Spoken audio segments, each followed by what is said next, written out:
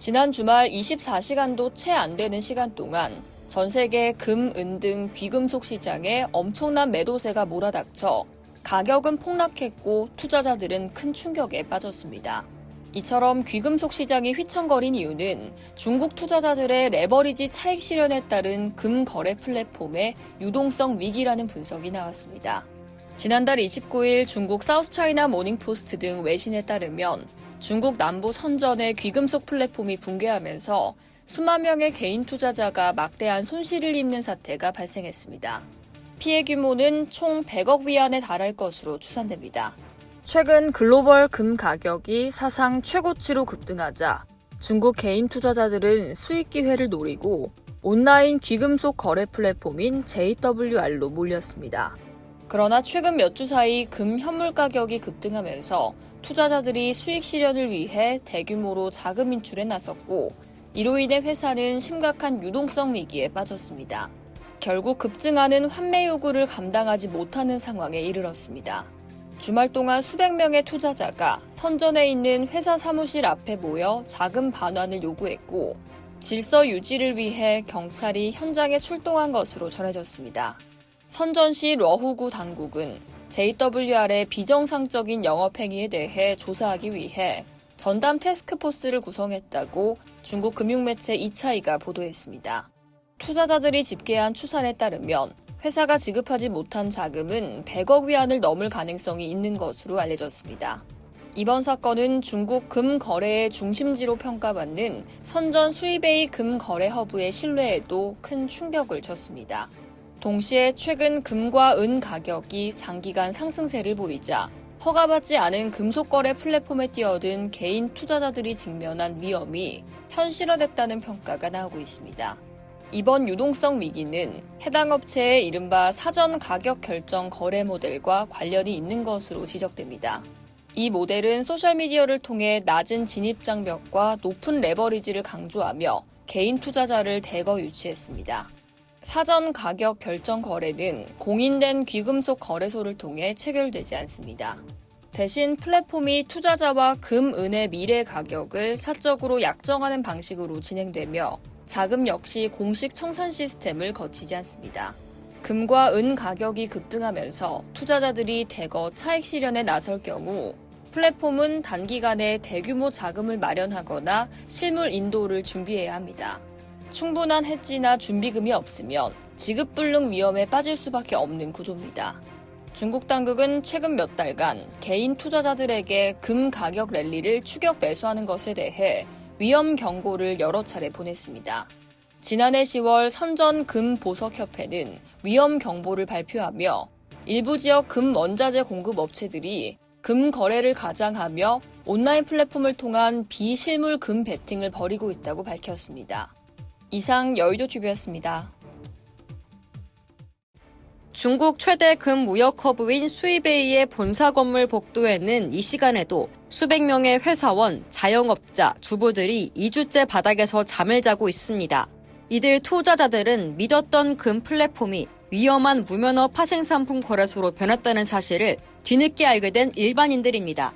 중국 전역에 걸쳐 15만 명의 투자자들은 선전 수이베이의 금거래 플랫폼이 사실은 귀금속 거래소의 탈을 쓴 불법 파생상품 거래소였다는 사실에 망연자실해하고 있습니다. 금융 전문 매체인 CTOL의 30일자 기사에 따르면 지난 1월 발생한 지에루이 주얼리의 붕괴는 중국 금융 시스템의 치명적인 자각지대를 드러냈습니다. 전국적으로 약 15만 명의 투자자가 이번 사건에 휘말려 들었는데요. 피해 규모는 최대 200억 달러, 우리 돈으로 약 26조 원에 달할 것으로 추산됩니다. 지에르위의 모델은 처음엔 아주 평범해 보였습니다. 2014년 설립된 이 업체는 오프라인 거래소를 운영하며 신뢰를 쌓았고 소셜미디어를 통해 수시로 재료를 내세워 주부들을 공략했습니다. 하지만 이 친숙한 인터페이스 뒤에는 위험한 베팅 메커니즘이 숨어 있었습니다. 핵심은 사전 가격 결정 시스템이었습니다. 이용자들은 그램당 2~30위안의 적은 계약금만 내고 미래의 금이나 은 가격을 고정할 수 있었습니다. 이는 최대 40대 1에 달하는 고레버리지 거래를 가능하게 했습니다. 상하이 금 거래소의 정식 증거금률이 14%인 것에 비하면 위험한 구조였습니다.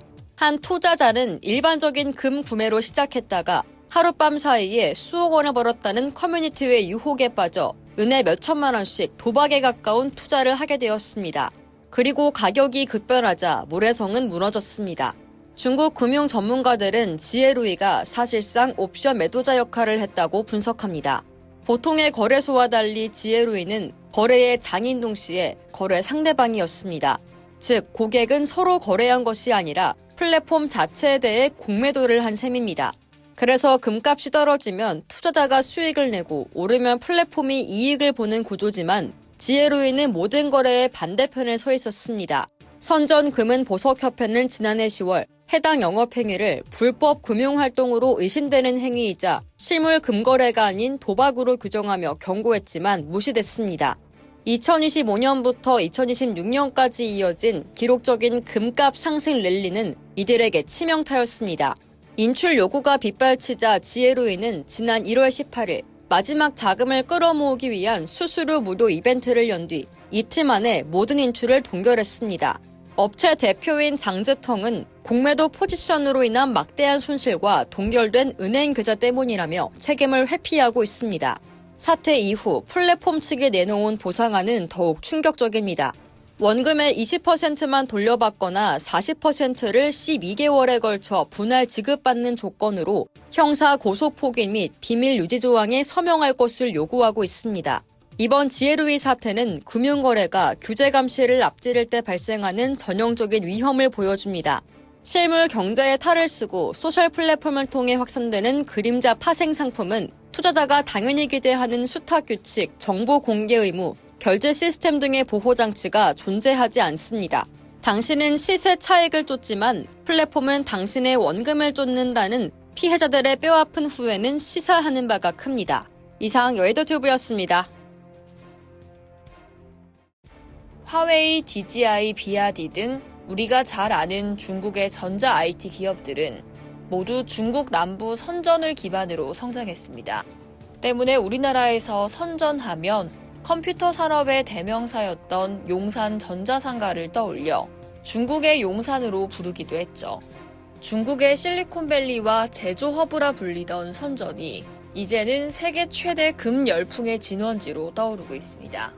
선전의 수이베이 지역은 현재 중국 금 소비 열기의 중심지로 평가받습니다. 과거엔 작은 어촌이었지만 지금은 중국 전체 금 장신구의 약 70%가 이곳에서 제조 가공됩니다. 중국 당국 통계에 따르면 수이베이 일대에는 10,000개가 넘는 보석, 귀금속 업체가 수개 블록에 걸쳐 밀집해 있으며 연간 보석 거래 규모만 1,000억 위안에 달하는 것으로 집계됩니다. 이곳 매장에는 팔찌, 반지, 목걸이, 귀걸이 등 다양한 귀금속 제품이 전시돼 있고 주말이면 발 디딜 틈이 없을 정도로 인파가 몰립니다. 결혼 예물을 사려는 예비 부부부터 자녀와 손주에게 줄 선물을 고르는 노년층, 패션용 액세서리를 찾는 젊은 소비자까지 구매층도 다양합니다. 금을 단순 장신구가 아니라 자산 보존 수단으로 인식하는 분위기가 강해진 영향입니다. 최근 중국에선 주식시장 변동성과 부동산 경기 침체가 겹치면서 실물자산 선호가 뚜렷해졌습니다. 글로벌 금 가격이 온스당 4,650달러를 넘는 강세를 보이는 가운데 지정학적 긴장과 중동 지역 불안, 미국 금리 인하 기대까지 더해지며 안전자산으로서의 금의 매력이 부각된 거죠. 그 결과 중국은 인도를 제치고 세계 최대 금 장신구 소비국에 올랐습니다. 수이베이는 20여 가구 160여 명이 거주하는 가난한 변두리 어촌이었지만 1980년대 후반 선전이 경제특구로 지정되고 홍콩의 보석 제조업체들이 생산기지를 선전으로 옮기기 시작하면서 발전하기 시작했습니다. 홍콩 자본과 함께 들어온 가공기술, 품질 관리, 해외 판매 네트워크가 지역 산업의 기초 체력을 키웠습니다. 홍콩과 인접한 지리적 이점 덕분에 최신 디자인 트렌드와 기술 정보를 빠르게 흡수할 수 있었습니다. 여기에 더해 원재료 공급 업체, 가공 공장, 도매상, 소매상, 디자인 스튜디오, 검사기관, 물류업체가 촘촘히 연결돼 거래 비용을 낮추고 생산 유통 속도를 끌어올렸습니다. 가격 경쟁력 역시 전국 수요를 끌어들이는 요인입니다.